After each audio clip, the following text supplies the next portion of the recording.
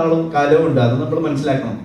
അപ്പൊ എന്തിനേയും കുറ്റം പറഞ്ഞ് ഈസിയാ, പക്ഷെ അതിൽ നിന്ന് എന്തെങ്കിലും ഒരു കാര്യത്തിൽ ഒരു നല്ലതുണ്ടെങ്കിൽ ഇത് കൊള്ളായിരുന്നു കേട്ടോ, അങ്ങനെ പറയുന്നിടത്താണ് ഇപ്പൊ കുറച്ചുകൂടെ റിലവൻസ് ഉള്ളതെന്ന് എനിക്ക് തോന്നുന്നു. പിന്നെ എല്ലാവരും പറയുന്ന ഇവരോട് ചോദിച്ചല്ലോ സിനിമാറ്റിക് ആയിട്ടാണോ ഈ കഥ പറഞ്ഞെന്നുള്ളത്. ശരിക്കും നമ്മുടെ ജീവിതത്തിൽ നടന്ന പല കാര്യവും നമുക്ക് സിനിമയായിട്ട് കാണിക്കാൻ പറ്റില്ല. ഇപ്പം ഈ അടുത്ത് വളരെ നമ്മളെല്ലാം ഞെട്ടിപ്പോയ ഒരു കൊലപാതകം, ഒരാള് 4-5 പേരെ കൊന്നു. സിനിമയിൽ ഇയാള് കാരണമായി പറഞ്ഞ ഒന്നും സിനിമയ്ക്ക് റീസൺ അല്ല. സിനിമയിൽ ഒരു ക്യാരക്ടർ അങ്ങനെ പോയി കൊന്ന ആൾക്കാർ കൂവും, അയ്യേ ഇതെന്ത് ഇങ്ങനത്തെ ഒരു കാര്യത്തിന് ഒരാൾ പോയി കൊല്ലു എന്നൊക്കെ ചോദിക്കും. ലോജിക്ക് നോക്കും. അന്നേരം സമൂഹത്തിൽ നടക്കുന്ന അത്രയും സത്യത്തിൽ ഇപ്പം സിനിമാറ്റിക് ആയിട്ട് ചിന്തിക്കാൻ പറ്റില്ല. കല്യാണം കഴിച്ച ഒരു വരനും വധു ഇറങ്ങി വരുന്നു, ഒരു മരക്കം പൊടിഞ്ഞ് തലേ വീണ് വരൻ മരിച്ചു. നിങ്ങൾ ഈ വാർത്ത പത്രത്തിൽ വായിച്ചാൽ ഒന്നുമില്ല, കല്യാണം കഴിഞ്ഞ മരം പിടിഞ്ഞ തലേ, ഇത് സിനിമ കാണിച്ച ആ സീന് പോവും. മരക്കുമ്പോ അവന്റെ തലേ വീണ് പിന്നെ ചോദിക്കും. അപ്പൊ സത്യത്തിൽ സിനിമാറ്റിക് ആക്കുക എന്ന് പറയുന്നത് സമൂഹത്തിലുള്ള അത്ര ഇല്ല സിനിമയില്. സമൂഹത്തിലാണ് കുറച്ചുകൂടെ നമുക്ക് വിശ്വസിക്കാൻ, സിനിമ വിശ്വസിപ്പിക്കാൻ കൂടുതൽ പാടാണ്.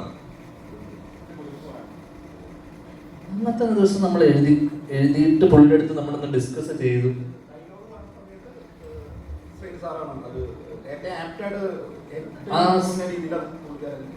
ആ സീനൊന്ന് ജസ്റ്റ് ഒന്ന് ബ്രീഫ് ചെയ്തപ്പോ പുള്ളി അതിനകത്ത് എന്തൊക്കെ പറയണം വേണ്ട എന്നുള്ളതൊക്കെ ജസ്റ്റ് ഒന്ന് പുള്ളി പറയും. അതിനപ്പുറം ഭയങ്കര ഇൻപുട്സ് ഒന്നും ഉണ്ടായിരുന്നു. അല്ല അങ്ങനെ ഭയങ്കരമായിട്ടല്ല ഞാൻ വന്നത്. പറഞ്ഞ് വന്നു കഴിഞ്ഞപ്പോഴേ ഇത് മത്സരമാക്കി ചിലര്, അവനടിച്ചു അങ്ങോട്ട് പറഞ്ഞു. ഞാൻ പൊതുവെ ഒരു ഇന്റർവ്യൂ, നമുക്കൊരു ഇന്റർവ്യൂവിന്റെ പോക്ക്, ഇപ്പൊ ഒരാള് സംസാരിക്കുന്നുണ്ടെങ്കിൽ, ഇപ്പൊ സംസാരിക്കുന്ന സമയത്ത് എനിക്ക് എന്തെങ്കിലും കൗണ്ടർ അടിക്കുക, തിരിച്ചു പറയുക, അതിനപ്പുറം ആ മൊത്തം സെഷൻ ഇൻട്രസ്റ്റിംഗ് ആക്കുക എന്നുള്ളതാണ് ഞാൻ എപ്പോഴും ചിന്തിക്കാറ്.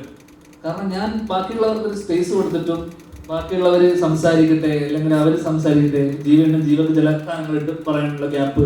ഇപ്പം ഞാൻ ബേസിലൂടെ വർഷം കഴിക്കുന്ന സമയത്തും നമ്മൾ അവർക്കൊരു സാധനം ഇട്ട് കൊടുത്താലും അവർ തിരിച്ച് കൗണ്ടർ അടിക്കുള്ളൂ. അപ്പം നമ്മൾ അങ്ങോട്ട് പറയാനും ഒരു ഗിവ് ആൻഡ് ടേക്ക് ഉണ്ടാവണം. അപ്പോൾ എല്ലാം ചില ഇപ്പോൾ രമേശന്റെ കേസിൽ രമേശൻ കോൺസ്റ്റന്റ് ആയിട്ട് അടുത്തെന്ത് പറയണം എന്നുള്ള ഡീപ്പ് തിങ്കിങ് ആണ്. അപ്പോൾ നമ്മൾ ശ്രദ്ധിച്ചാൽ മതി, ഇന്റർവ്യൂ ശ്രദ്ധിച്ചാൽ മതി. നമ്മളൊരു സാധനം അടിച്ചിട്ട് അവിടെ ചിരിച്ചോണ്ടിരിക്കുമ്പോഴും രമേശനല്ലേ ഒരെണ്ണം അടിച്ച് ഇതിന്റെ മുകളിൽ അടിക്കണല്ലോ. ശ്രദ്ധിച്ചാൽ മതി, കെയർഫുള്ളായി ശ്രദ്ധിച്ചാൽ എനിക്ക് മനസ്സിലാവും. എപ്പോഴും ബാക്കിയുള്ളവരുടെ തമാശക്ക് ചിരിക്കൂല. ഞാന് വളരെ പണ്ട് ഞാനും ധർമ്മനൊക്കെ പരിപാടി ചെയ്യുന്ന സമയത്ത് തന്നെ ക്ലബ് മാസ്റ്റേഴ്സ് ഒക്കെ തന്നെ ഞങ്ങൾ അങ്ങനെ അത്ര ചിരിക്കാതെ വളരെ സീരിയസ് ആയിട്ട് ധർമ്മം പറഞ്ഞിട്ടുള്ള ആൾക്കാരാണ്. നിന്റെ അച്ഛൻ തമാശ പറയുമ്പോ അദ്ദേഹം പറയുന്ന നിമിഷം വരെ നമുക്കൊരു തമാശ വരുമെന്ന് മനസ്സിലാവില്ല, അതുപോലെ നിൽക്കുമായിരുന്നു. ഞാൻ അദ്ദേഹത്തിനെയൊക്കെ കണ്ടു വളർന്ന ഒരാളാണ്. അതുകൊണ്ട് ഞാൻ പറയട്ടെ അപ്പോ നീ പറഞ്ഞ് തീരുന്നവരെ ഞാൻ വേണ്ടിയിട്ടില്ല. അപ്പോ ഈ തമാശ പറയുന്നതിന് കുറച്ച് മുമ്പേ ആക്ഷനുകൾ തുടങ്ങി. അത് കഴിഞ്ഞ് പറഞ്ഞു ഞാനൊക്കെ വളരെ നിശബ്ദമായിരിക്കുന്ന സൈഡിൽ കൂടെ അടിച്ച് പണ്ടിങ്ങനെ ഈ ഫോണിൻ പ്രോഗ്രാമുകളുള്ള കാലത്ത് ഫോൺ പിടിച്ച് നർമ്മം പറഞ്ഞ് ശീലിച്ചതാണ്. പിന്നെ അതൊക്കെ നിർത്തി എത്രയോ നാൾ കഴിഞ്ഞിട്ട് നിന്റെയൊക്കെ ഇടയിൽ വന്ന് പെട്ടത്. അന്നാണ് എൻ്റെ തലയിൽ ഏതോ ഞെരമ്പിൽ കൂടെയൊക്കെ കുറെ നാളിന് ശേഷം കറണ്ട് ഓടുന്നത്. അതുവരെ ഒന്നും ഞാൻ ഇങ്ങനത്തെ കൗണ്ടർ വന്നിട്ട് കുറെ നാളായി. നീ എടുത്തോ, നീ തന്നെ ഇവിടുത്തെ രാജാവ്, വേറെ ആരുമില്ല. നീ കാരണമല്ലേ ഇപ്പൊ കപ്പൽ മുതലാളി പിന്നെ വന്നത്. പിന്നെ നീ അല്ല രാജാവ് എന്ന് പറയേണ്ട കാര്യം തിരിയുന്നുണ്ട്. എന്റെ ഡിജിറ്റൽ ഫാൻസിന് വലിയ വിലയിലായിരുന്നു.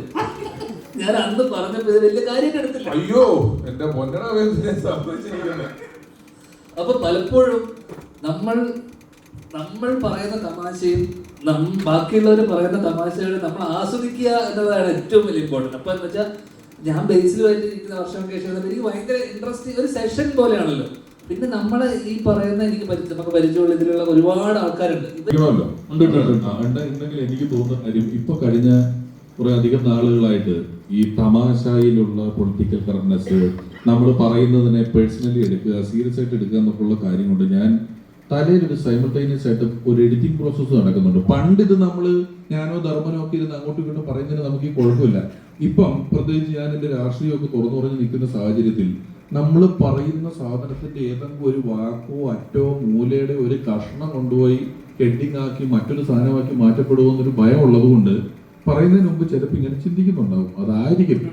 അല്ലാതെ അടുത്തത് ആർക്കിട്ട് എന്തടിക്കാന്ന് എനിക്ക് തമാശ പറയുന്നതിന് പ്രതിഫലമായി പണം കിട്ടി ശീലിച്ചവനാണ് ഞാൻ. അതുകൊണ്ട് ഞാൻ ഫ്രീ ആയിട്ട് പറയുമ്പോൾ എനിക്ക് അതാ കൗണ്ട്. അത് പറഞ്ഞാൽ ഞാൻ എന്റെ കുടുംബം നോക്കിയത്. അപ്പൊ ഞാൻ കൂട്ടത്തിൽ ഒന്ന് വെറുതെ ഇരുന്ന് പറയുമ്പോ ആലോചിച്ച് നല്ലൊരു കൗണ്ടർ അടിക്കണം എന്നൊന്നും ഒരു പിണ്ണാക്കും ആലോചിക്കുന്നില്ല. അവിടെ ഇരുന്നിട്ട് ഇപ്പൊ ഉണ്ടാക്കിയൊരു സാധനം ഇപ്പൊ ആലോചിച്ചിട്ട്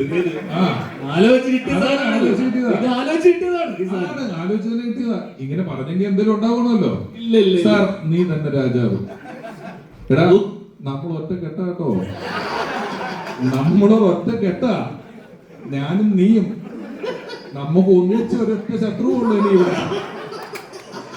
ഈ കള്ളപ്പണം വെളുപ്പിക്കുന്നവരുമായിട്ടുള്ള കൂട്ട് നമ്മൾ ഇന്നിവിടെ അവസാനിപ്പിക്കുകയാണ്. ഇത് നമുക്കില്ല, ഇതില്ല, ഞാനില്ല. ഈ സാമൂഹിക പ്രതിബദ്ധത ഇല്ലാത്തവരുടെ കൂട്ടത്തിൽ നിന്നും എന്നെ രക്ഷിക്കൂ. വരൂ വരൂ, നമുക്ക് പോയി എന്തെങ്കിലും സാമൂഹിക പ്രതിബദ്ധതയോടെ എന്തെങ്കിലും ചെയ്യാം. നമുക്ക് കാണ ക്ലീനാക്കാൻ പോവാം. വരുന്നുണ്ടോ? പണ്ട് NSSന്റെ ഗാനം ക്ലീനാക്കിയിട്ട് പോകാനാ. നമുക്ക് ഇപ്പൊ പോയി ചെയ്യാം. റെഡിയാണ്? ആരെങ്കിലും വരുന്നുണ്ടോ ഗാനം ക്ലീനാക്കാൻ? സ്കോർ ചെയ്ത്